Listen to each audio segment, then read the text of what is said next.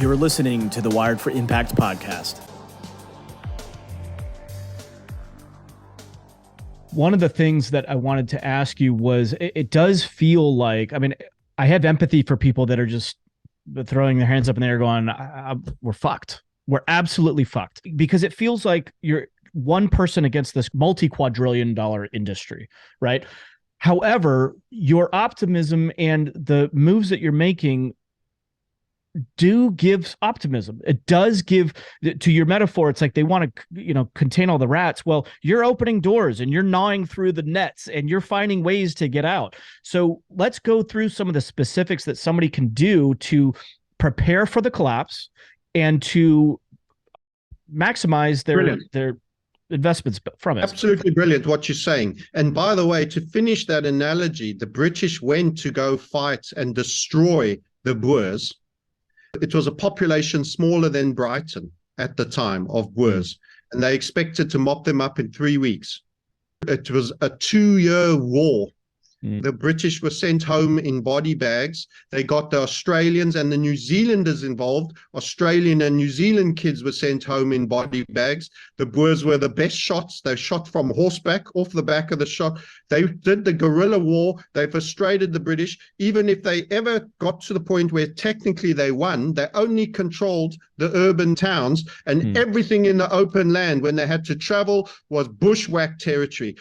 So you absolutely can win a guerrilla war. America knows that with Vietnam single-handedly, and you can frustrate. In the end, they brought what was called the Kitchener policy, just to show you how psychotic they are. So people that think Germany were the first country to do concentration camps, the Boer War was well before that. That was in the late 1890s into the 1901-02s.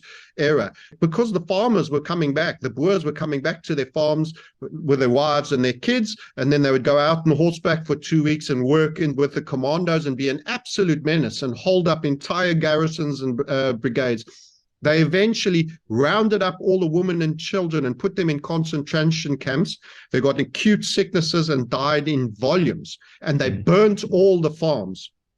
And they even recruited local black people to fight with the English and paid them, even though many of them were reluctant and some of them served with the Boers. And that seeded some resentment that ended up leading to apartheid and the lack of trust. So everything was created through the entire country, through this imperialism that is banker driven. People say it was the English. Don't nation state something.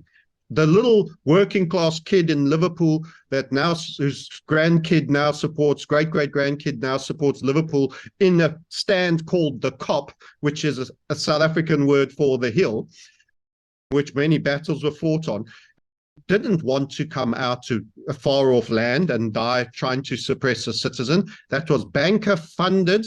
It was through remit and government. So it is the cartel. We nation state crimes. And we project it on the working class. And we get this also with whites. Whites get projection on slavery. You have to study the slavery, who owned the ships, who did this, who were capturing. There's a lot more to be said, but we won't go there. But that aspect, we can guerrillarize them and frustrate them. And we can delay them, and we may even get enough people awake that we can frustrate them. Look at the champions that have come out, like Yeadon on the March 2020 shots. And there's McCullough, I think a name, I'm bad with names. There's so many great medical heroes at personal risk who have come out and absolutely deep dive. I called the BS and I said, trust me on this, this is a BS. Before it even happened in 2019, I was sitting on a rim flow pool in Durban and I was YouTubing every day because I knew people were losing their minds about this shock and fear. And I said, don't let them put you in fear. Don't let them do this. This is where they're taking you. There will be a vaccine coming and they're going to rush it out in magically quick time and you're not to touch it. I knew exactly where they were going, but there were medical people that did proper research. I've got no medical skills that really shown before and certainly after this has happened what the real truth of the matter is. So there are people who have exposed real truth. The amazing thing about truth, it's one of the hardest things to suppress. The lie can get shipped around the nation 3 times before the truth gets its pants on. But eventually truth wakes up and does put its pants on, and then everybody sees the liar. But then they go and buy, like Charlie Brown, Lucy holding the ball for them one more time. And that's the big frustration. You are pattern behaving in Stockholm Syndrome, wanting to trust somebody who sees you as their victim and is a perpetrator. You have to stop cooperating. You have to stop complying. You have to become obstructive. I had a KTM 790 and I was on this great big golf course, and they were telling me I couldn't ride around the property management. I got on my bike and said, catch me if you can. The more I was working most of the time, the minute they told me I couldn't move, I decided I really wanted to exercise my right to move more than ever. That is the schoolboy in me, and that is the absolute belligerence. I am non-compliant. I will not comply. The more you tell me not to do something, the more likely I'm going to do something else. And I caused mayhem and havoc, and I lived my best life. And I went and swam when they said you can't even go on the beaches. They had policemen in summer in Southern Hemisphere with no flu, dragging people off the beach and trying to arrest them. I mean, can you believe that we live that? And that level of control and communism and fear and dictatorship is their eventual goal. You have to absolutely obstruct it. You have to talk to your fellow policemen.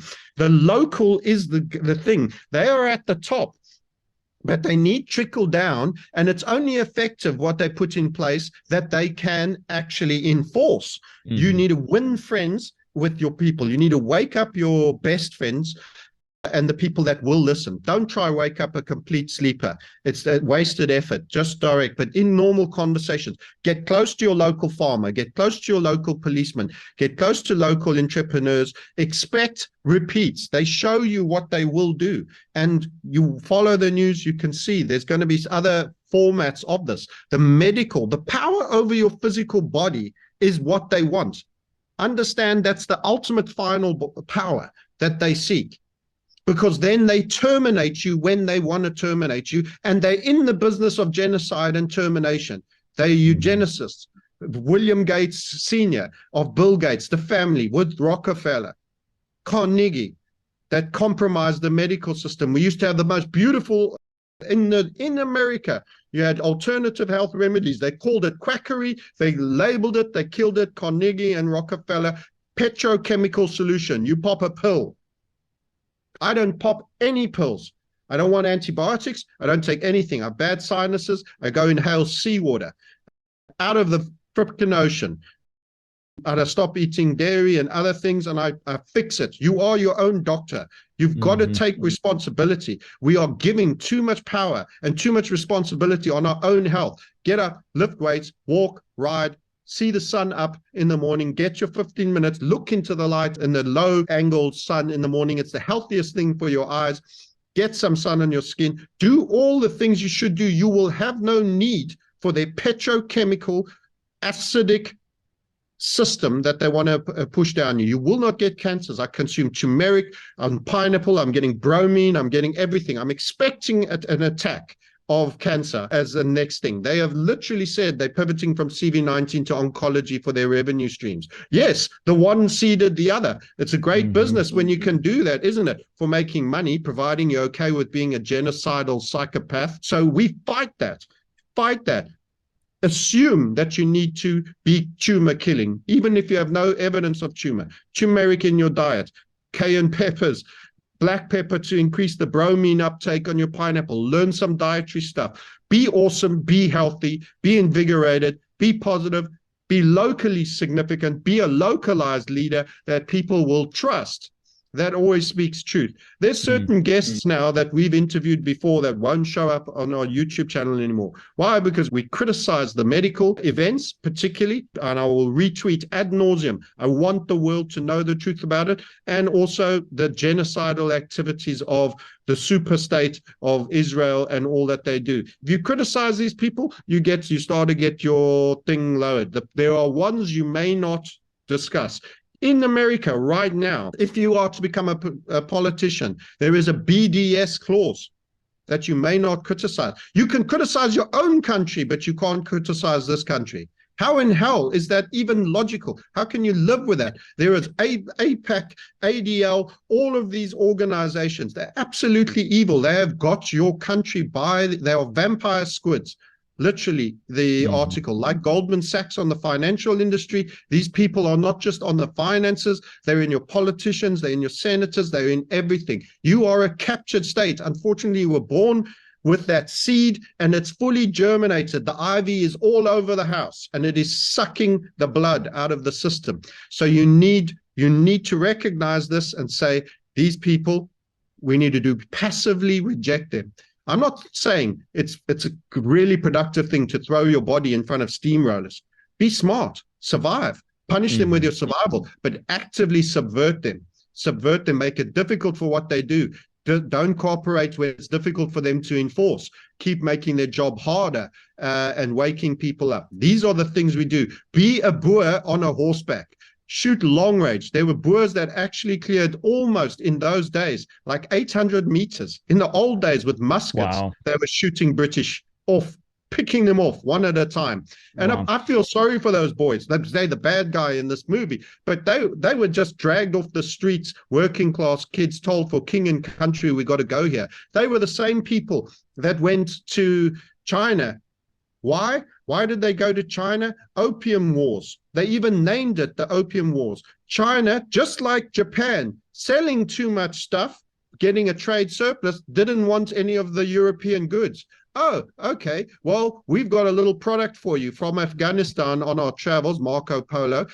Here, have a sniff of this pipe. Yes, ooh, nice and high. Turn all your daughters into prostitutes. Turn all your sons into beggars and destitute. That's what we do. We sell war. We sell drugs. We sell porn. We sell all of this. We want to undermine your society. Then the Chinese government, no, you can't sell that here anymore. You're destroying our society. Beautiful, sophisticated society. It became a communistic spit in the street cult. You want to see what the Chinese are really like? Go to Taiwan. They're beautiful. You go there and you're lost and you go to a bank teller and say, I'm not sure where to go. They'll shut your till, take you by the hand and walk you down the street. This is a sophisticated, beautiful society that had Ming vases, a printing press and a lot of things. And they've been turned into a PTSD communist society, the same that the Russians feel. That's why everybody talks about Russian cultures, no smiling, no anything. You got thrown in the gulag if you were smiling. You had parents ratting out other parents or children ratting out parents. That's how they infiltrated on a tattletale system. That is PTSD. That is their culture. Actually, if they can relax and smile, there is it. What did it? Bolshevik communism did it to Russian psychology. China, communism. Who brought it? The Sassoon family. Same cult. Follow who they come from. And they fought. They took British kids to go fight a war to enforce the right to sell opium to China, a drug that destroys their society. That's the moral fiber of this bacteria. You owe it to yourself to resent them. You owe it to yourself to not fund them by paying taxes. They own the tax till. They are the ultimate extractors. They own the banks. Resent them, resist them. I have no debt and no credit, and I buy cash. Cash for property, I do it. Get to that point where you can do it. Buy smaller, start small. Start saving in gold. Get into real money. Defund, pull out of their system. You've got to be in the matrix to pull it down, but you've also need a foot in sanity and outside of it. Do not use their system. They're going to come with tokenization. They're going to come with UBI. But the minute you start taking it, you're on the breast, the poison milk of a sick cow that is designed to bring you down. Independence, self-reliance. You are all Boers now. You are every single one. People that left countries that were so adamant about how they were being manhandled, abused, extracted from tax, etc., etc. This is pre-Magna Carta that you said, I will go to an open land where there is nobody to reestablish myself and be my own boss. You are all Boers now. And they want to come and they want to keep coming after you. And if you find anything good, they want it and they want to dominate it. This is what you're dealing with. Stop paying your taxes. Reduce your taxes. Be smart about how you do that. Don't be illegal. Don't get thrown into jail. Never say that. Be smart. We do structuring. We do all of these things. Stop feeding this machine. It's loathsome. This is your great war, and most people don't realize they're at war. And they're taking heads. They're taking names and heads. Yeah. And they've got a plan that will take millions at a time. You've got to be on your game to survive this. And this is your obstacle course. And this is your life. And there's nothing you can change about it. And you belong right here because you were born here during this era, because you can take it. And this is the game you're playing. And accept it and play. And be the most belligerent, most difficult prisoner in the prison camp that caused them no end of trouble, puts holes in the fences for others to escape, helping everybody up. That's what you want to be. Be that hero. That is the movie. And that is that's your script.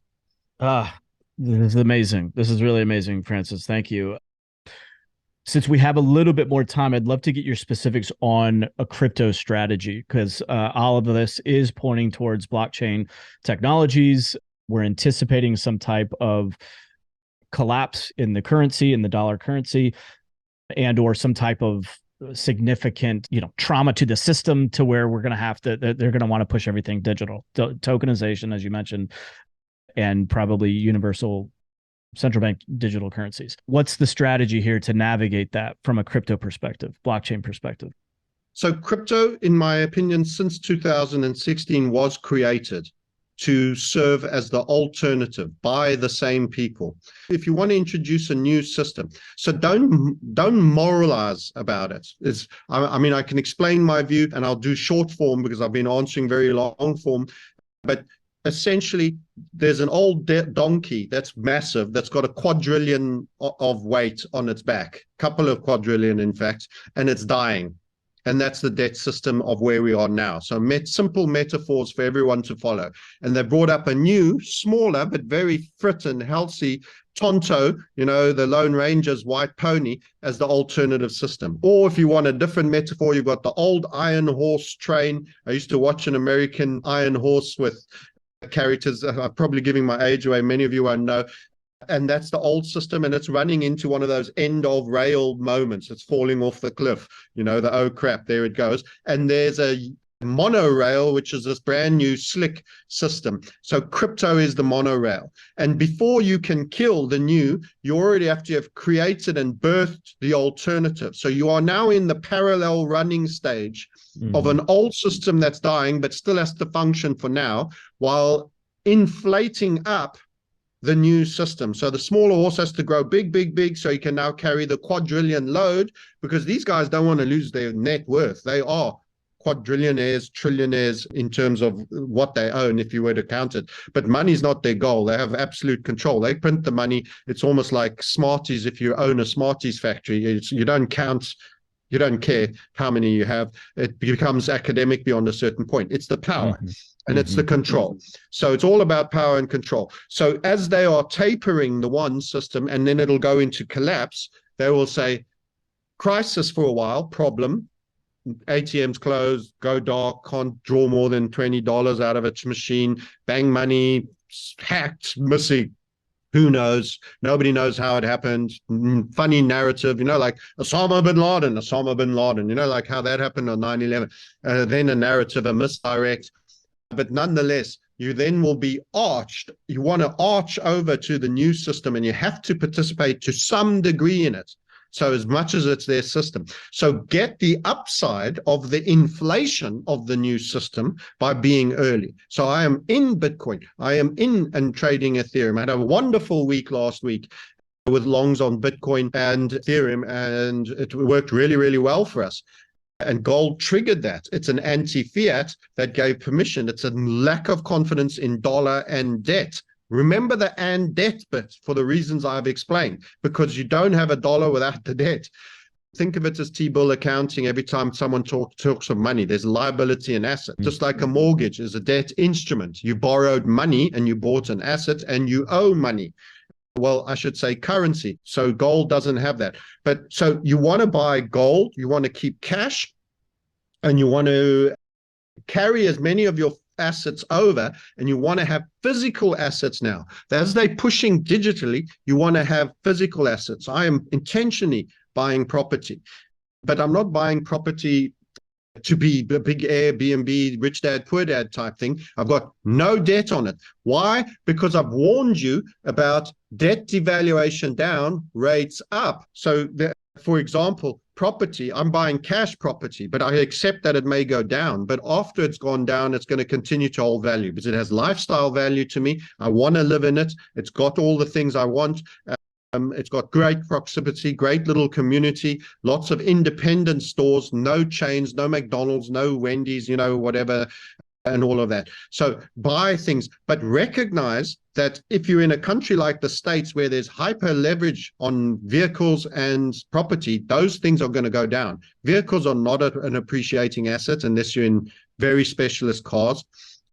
But property will crash because too many people are reliant on assets. And what's happening?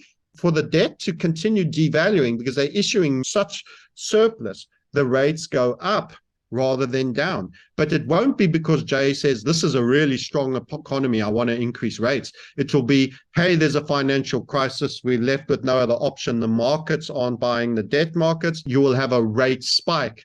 Britain raised during the George Soros crash. Most of the things I'm talking about there already exists a microcosm case study for this. And in Britain, when George Soros sorted the pound because it came in too high against the Deutschmark, that was the setup.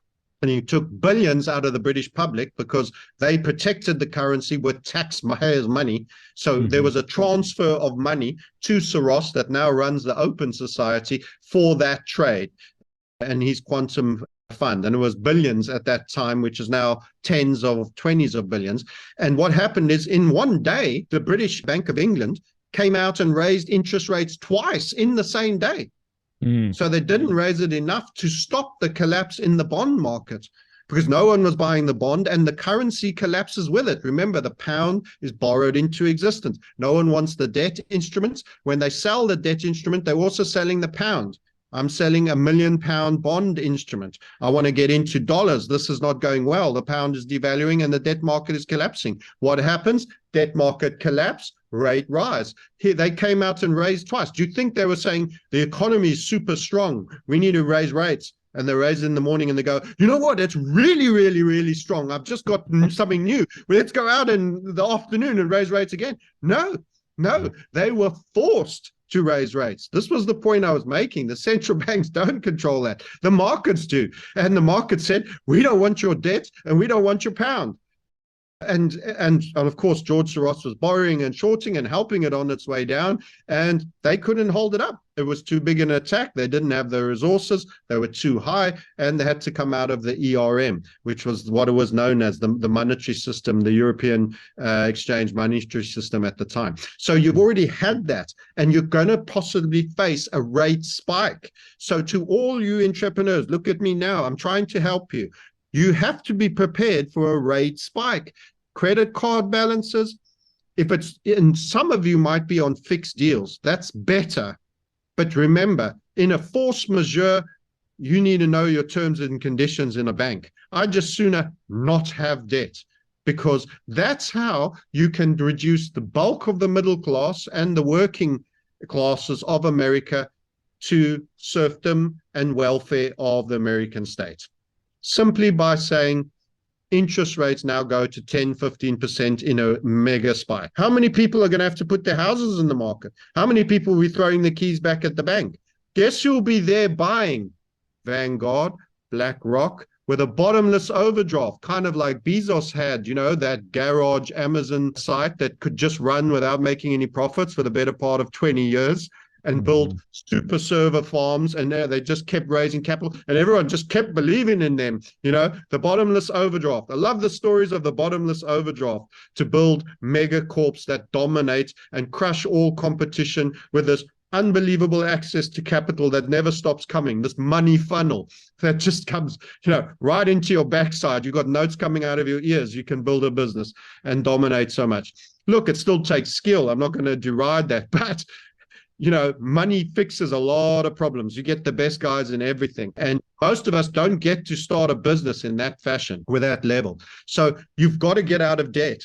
Then you've got to own physical things. Get gold and silver and have it also stored in different countries and different jurisdictions. You need the arbitrage of different legal systems, different legal structures, not just in your own personal name, remember, because they use the tools they use. Tony Blair, foundation. Bill Clinton, foundation. The Rockefeller, foundation. Guess what I have? Foundations.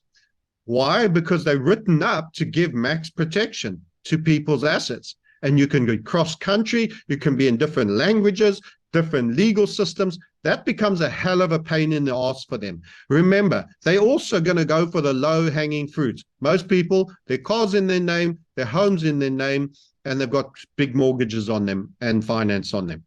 Well, those guys get to die, I'm afraid, on an interest rate spike. Even if you have a fixed term deal, they might wiggle. The bank might say, we can't honor your fixed. You either have to settle the mortgage or you're going to revert variable. What can you do? What can you do? So don't think, I've got this, I've got a clause. Anything that's written and in contractual. These people are specialists at not standing on agreements. Bankers are specialists at taking the umbrella away when the rain comes. This is all part of their game. You think you're safe because you signed a deal. It's not worth the paper it's written on. There's a great American fella that I interviewed on our YouTube channel, and I've just peed. I'm so bad on the name side. He's awesome. The rule of law in terms of America right now is in absolute collapse. He's highlighting this facts continually. And he's doing great work. I owe it to you to tell you the name. You can superimpose it in the print. We interviewed him. He's fabulous. And he's right there in America. He's a trained practice lawyer, and he is looking at this specific aspect of legal protection. You have shares. If you don't hold the share certificates, your brokers can wash out and take your shares for you. You know, we've all so used to digitization of everything. You're going to find out about digital and what it means with contractual deception, power downs, mobile network downs, internet downs, all of these various aspects. You've got to learn to laugh, boys. If you're going to, it's like a ridiculous situation. It's a game. It's a game. You're going to have another life somewhere in another soul and another body. Don't get too morbed out by this.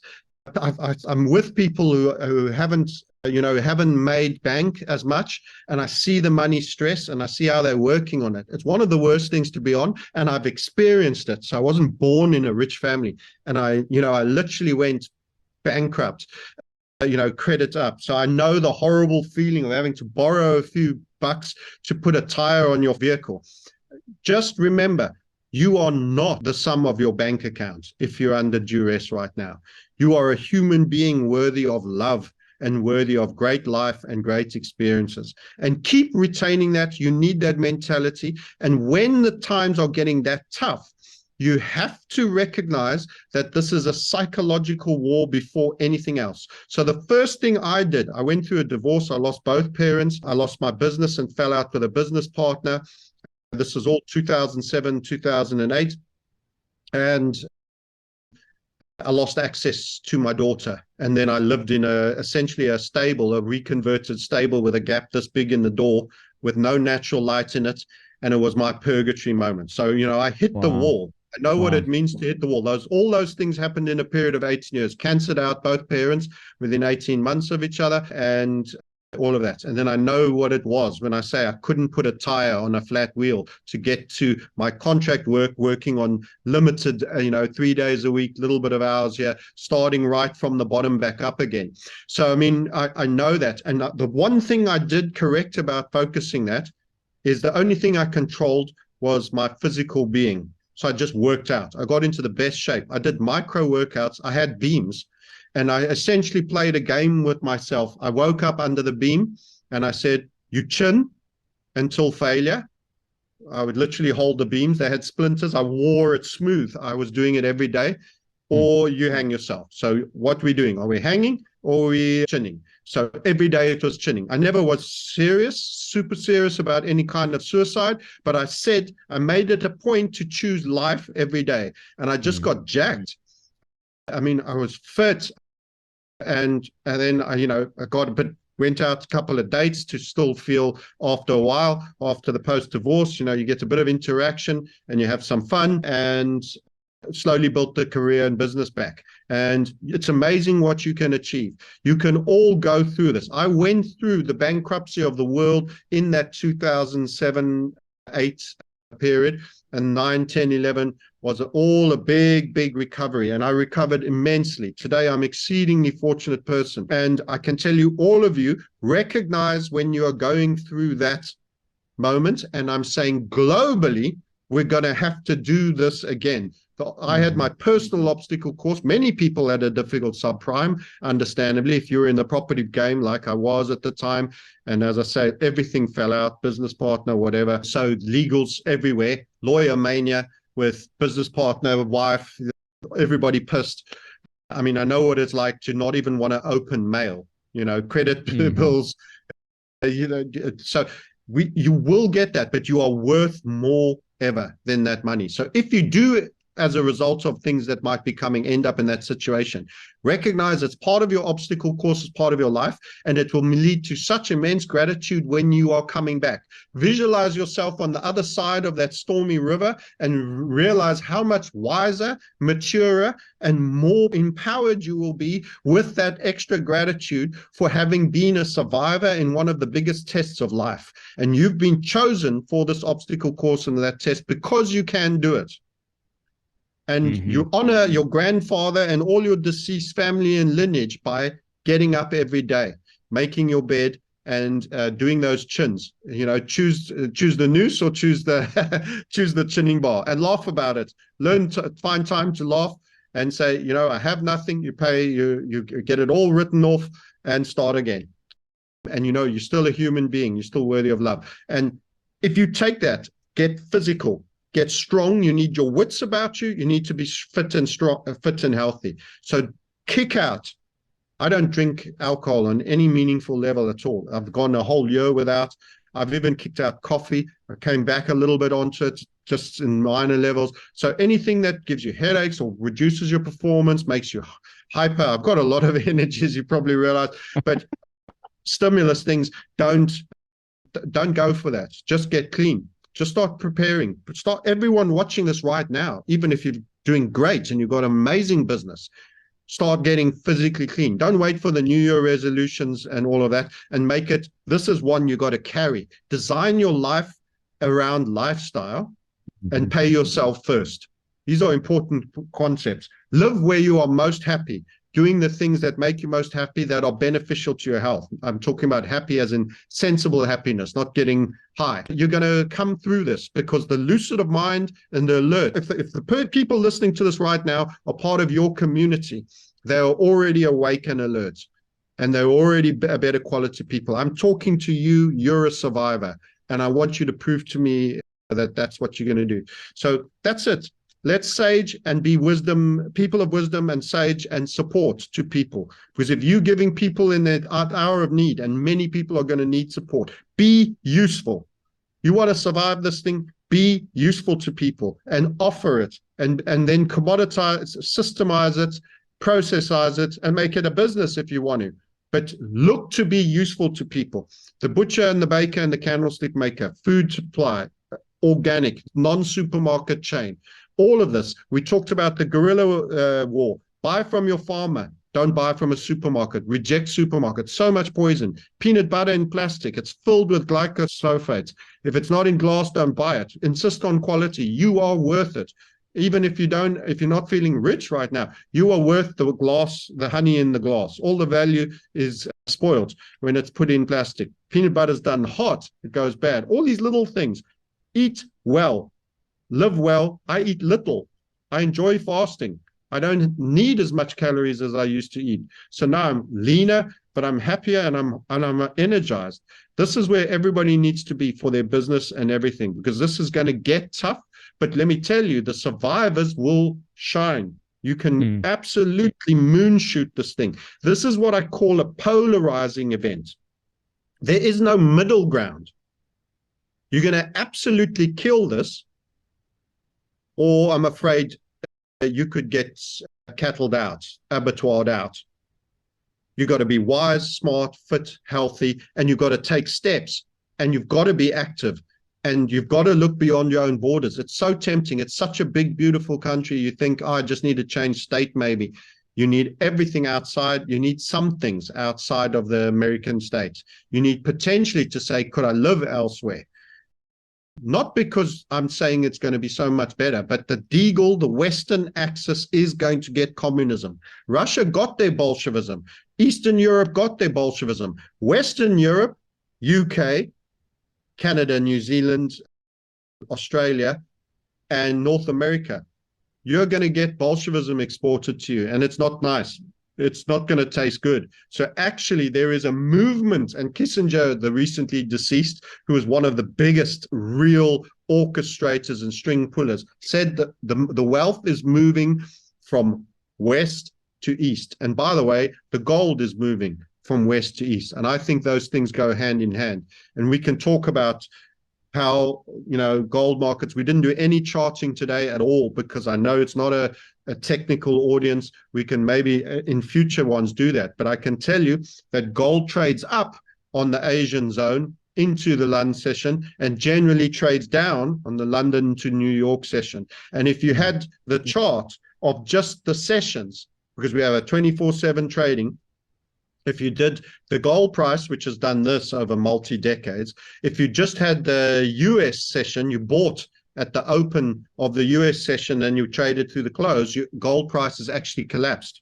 But if you did it the opposite way and you only did the Asian session, you've absolutely parabolaed like that.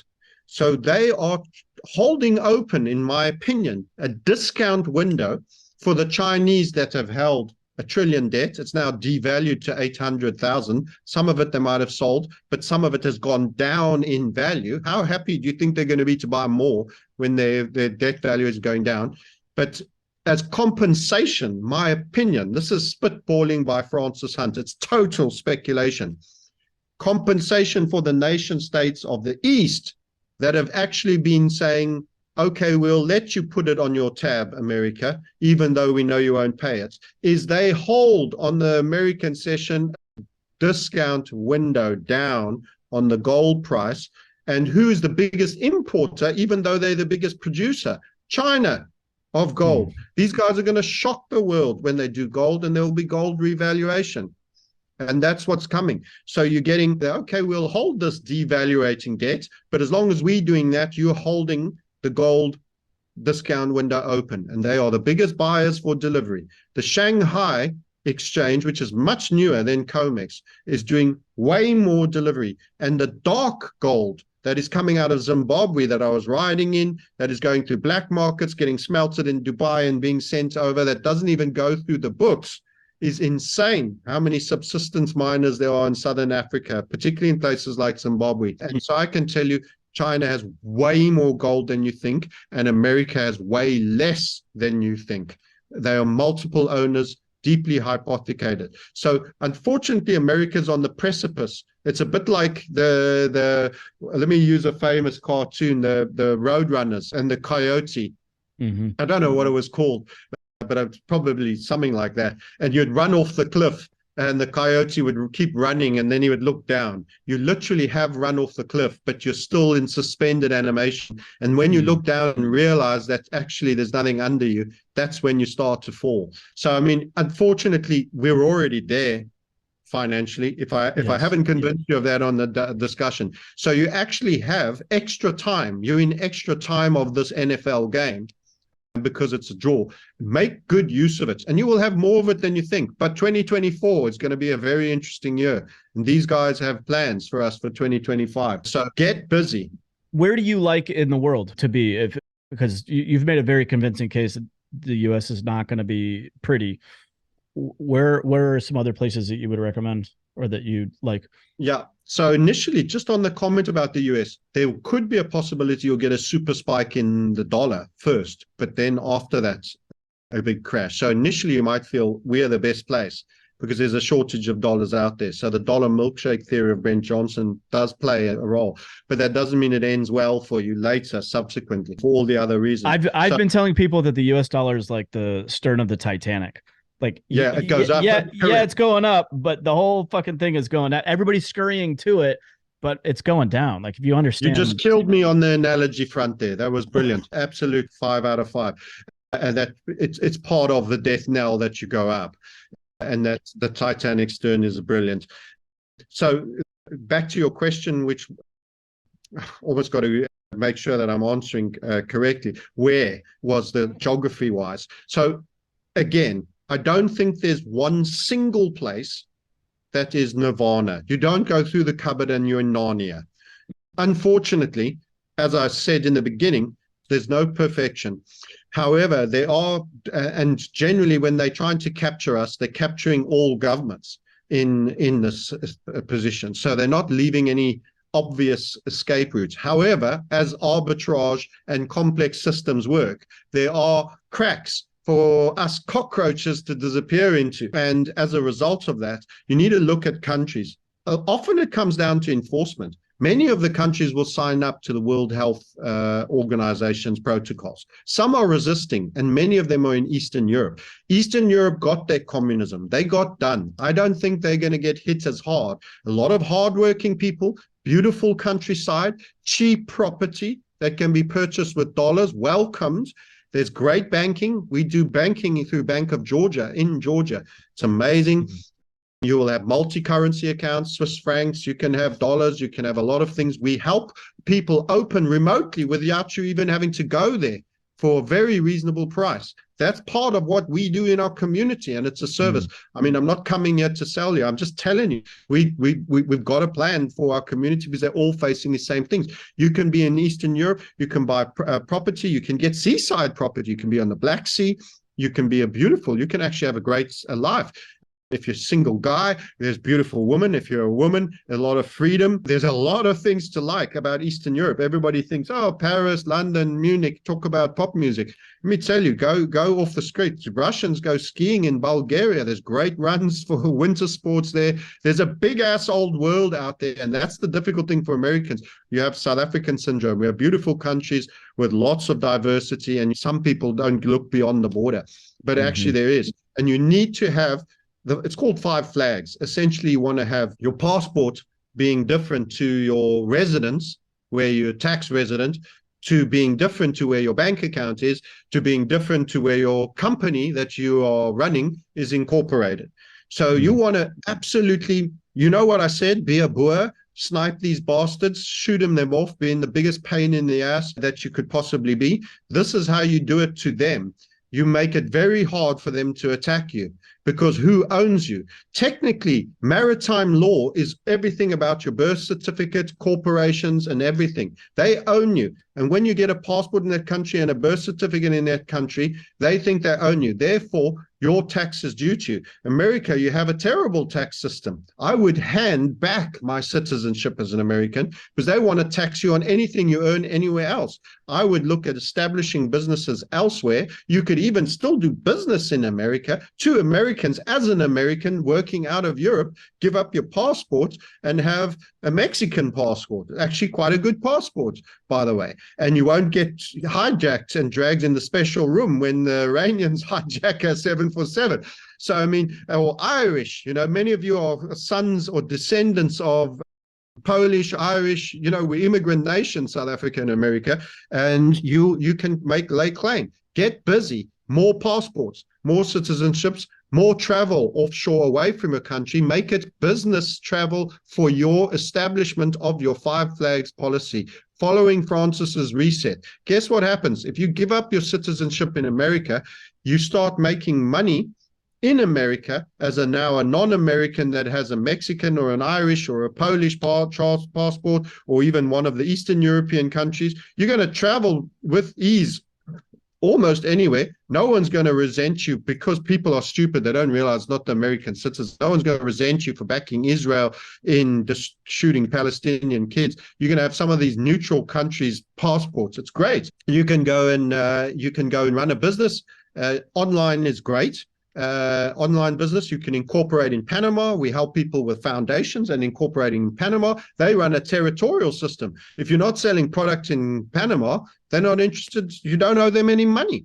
So you could have a Panama business, which is not very far. You fly into Miami from Panama City, very easy. You can have set that up. We help you with the best people that do it. And it's not just the setup and the opening. You need people that can help you with the bank accounts. Unless you speak Spanish, and you're good, or you're a quick learner of languages, and then you need to understand how they work and how they're different and how it's clunky and the websites are different and all of this. We have enablers that not just set you up, but hold your hand through the whole process so that you can do a return and you have a full-on business. So now you have a full-on business that's open. You do your online drop shipping business or whatever. You've got a British passport or some other passport that doesn't tax globally. And you live some of the time in America, but not enough to be deemed tax resident. You live some of the time in Panama, you travel, you live you have a home, you own a home in the Eastern European country that you bought cheap. You can buy for $50,000 a house with an acres plot in some of these Eastern European countries. And they will have good quality people. They're not running around ransacking homes. Well, most reasonable people like us, apart from this bacteria, this transnational bacteria that is a virus in its own right, that is psychotic, are live and let live people, everyone. And regardless of color and ethnicity and language, treat people with respect, be friendly and amiable. And you know what? You get on just fine. You get on just fine in most places. It's the system that's the disease. It's the government that's the disease. It's the people orchestrating the rules and pulling the stuff. That's who you're at war with. You want all the fragmented Joe soaps to be your friend and to be with you and to be awake. And when we do that, when the whole world is not cooperating, it becomes a real problem, Then they have to go to hot wars on us. And then you've got, people that are armed. And then, prime ministers have to hide and a lot of people. Then there's no hiding and then there's no doubt. So, at the moment, they run this very devious, snaky war where they're thinning the herd. But it's a war. So start on that journey. And we help people start on that journey. We have Canadians, Americans that are Panamanian residencies. We have guys with Bank of Georgia accounts, with multi-currency. You can do business. I've got a bank account here. And it was just a savings account. I have to upgrade it, and it sometimes has limits. I'm using my Bank of Georgia account to clear here. I've used it in Colombia. I've used it in Panama. I've used it in America.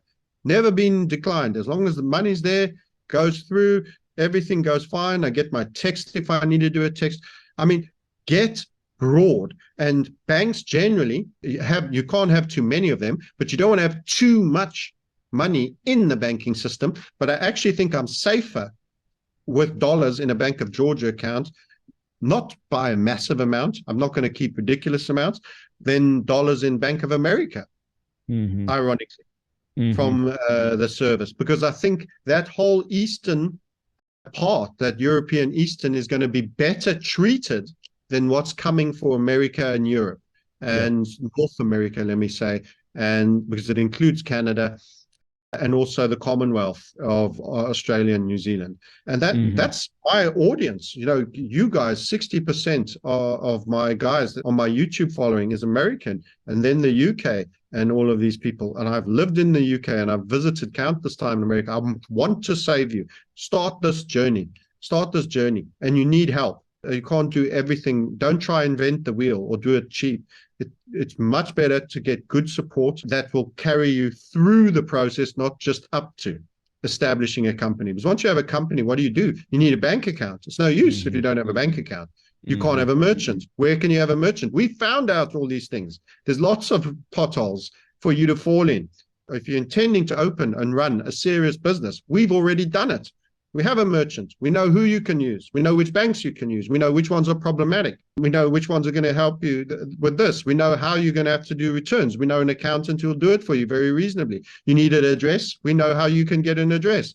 These are all very practical things that many people that just look at prices make the wrong mistake, because then you get your company, they do nothing with it, and they get bored and they expected magic to happen because they opened they got a piece of paper and they opened a document.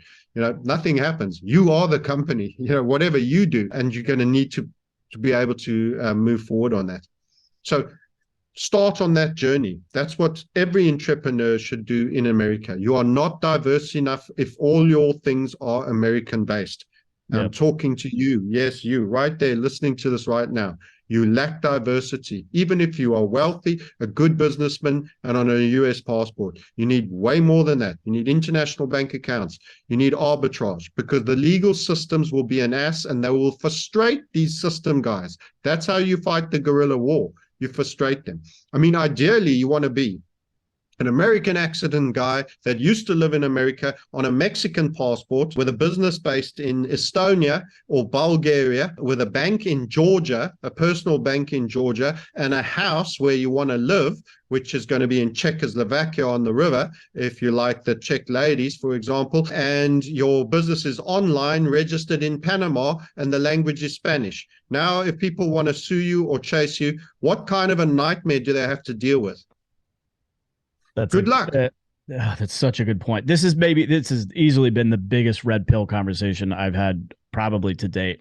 And I feel like we could probably go another couple of hours. I would love to have you back on and get a little bit more into the woods with the technical analysis and some of the specifics that you so masterfully share with your community, if you're open to doing that at some point in the future. But Francis, thank you so much for your wisdom and your vigor today. Holy cow, that was inspirational. Where can somebody go if they're interested in joining your community or getting more information about you? I really want to help people through one of the hardest times that are coming in the world. It is physical, it is psychological, it's financial, it's emotional, spiritual. It's absolutely spiritual. It is a spiritual war that you are in, absolutely, and it's a very good point you make. And this is what I've dedicated. That's who I am as a person. It's not work for me, it's passion for me. And that's why I've spent the 2 hours I have saying and ranting and doing all that I do.